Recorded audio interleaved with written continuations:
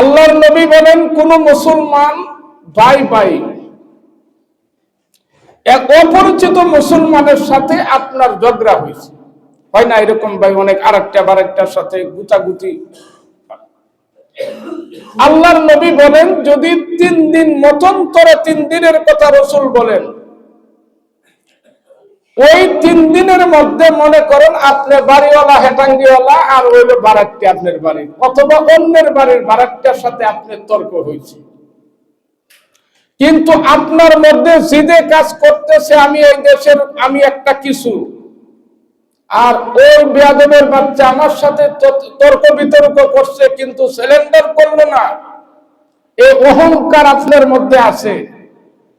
আপনি এই অহংকার নিয়ে ও সামনে দিয়ে হাঁটতে গেলে অনেক সময় সালাম দিলে সালামও নেন না, কথা ঠিক না বেটি? অথচ আল্লাহর নবী শিক্ষা দিয়েছেন, তোমরা কোন মুসলমান যদি একে অপরজনের সাথে ভাই বোন তো দূরের কথা, ভাই বোন তো দূরের কথা, এটা তো ব্লাড কানেকশন, এটার তো কোনো মাসআলাই নাই। আল্লাহর নবী বলেন যে ব্যক্তি জমিনের উপরে আপন ভাই বোন ফুফু ফুফা যাদের সাথে রক্তের সম্পর্ক আছে, ওই সমস্ত ব্যক্তি যদি কোনো কারণবশত রক্ত ছেদ করে দেয়, তার সাথে সম্পর্ক না রাখে, আল্লাহ রাব্বুল আলামিন জমিনের উপরে তার 2টা গজব দিয়ে দেয়। জমিনের উপরে আল্লাহ 2টা গজব দেয়, 2টা গজব। 1 নাম্বারটা হলো আল্লাহ তার হায়াতের মধ্যে ব্যতিক্রমী ঘটাবে, আল্লাহ তার জীবনে অনেক বড় বড় কঠিন রোগে আক্রান্ত করাবে। 2 নম্বরটা হলো সে যতই কামসাকামসি করুক, তার পরিপূর্ণ সম্পদ আল্লাহ তাকে দিবে না। আর পুলিশ হলেও যদি হারামের পথে কামায়, জীবনে বুক করে মরা সম্ভব না। এটা আল্লাহ রাসূল বলেছেন।